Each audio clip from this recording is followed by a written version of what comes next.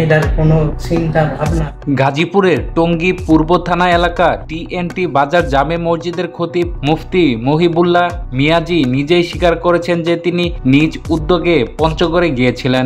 ঘটনা বর্ণনা দিতে গিয়ে তিনি বলেন, আমি হাঁটতে গিয়েছিলাম, হাঁটতে যাওয়ার পর হঠাৎ মনে হলো চলতে থাকি, কোন দিকে যাচ্ছি তা ঠিক জানতাম না। এক পর্যায়ে অটো পেয়েছিলাম, অটোতে উঠে মীরের বাজার নামলাম, নামার পর মনে হলো জয়দেবপুর যাই, সিএনজিতে জয়দেবপুর পৌঁছালাম, এরপর মনে হলো এখন বাসে উঠি। মুফতি মহিবুল্লাহ বলেন, বাসে উঠে শ্যামলী বা অন্য কোনো জায়গায় নামলাম, এখান থেকে আরেকটি বাসে উঠলাম এবং গাবতলী পৌঁছালাম, তারপর মনে হলো টিকিট কেটে পঞ্চগড় যাই, অনেক রাতে পঞ্চগড়ে পৌঁছালাম, সেখানে হাঁটছিলাম, কোন দিকে যাচ্ছি জানতাম না।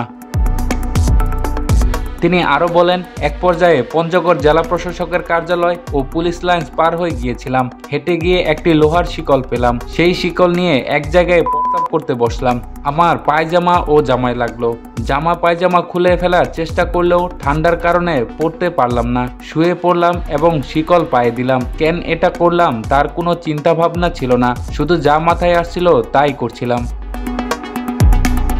এর আগে গাজীপুরের টঙ্গী টিএনটি এলাকার বিটিসিএল জামে মসজিদের খতিব মাওলানা মহিবুল্লাহ মিয়াজিকে পঞ্চগড় সদর থানায় হেলিপ্যাড বাজার এলাকা থেকে হাত পা বাঁধা অবস্থায় উদ্ধার করা হয়। পঞ্চগড় সদর থানার পুলিশ 23 অক্টোবর সকালে তাকে একটি গাছের সঙ্গে লোহার শিকল দিয়ে বাঁধা অজ্ঞান অবস্থায় উদ্ধার করে এবং স্থানীয় হাসপাতালে ভর্তি করে। এই ঘটনায় স্থানীয় প্রশাসন এবং পুলিশ কর্মকর্তারা জানান, মুফতি মহিবুল্লাহর আচরণ এবং পঞ্চগড়ে পৌঁছানোর প্রক্রিয়া নিয়ে তা বিস্তারিত তদন্ত শুরু করেছেন।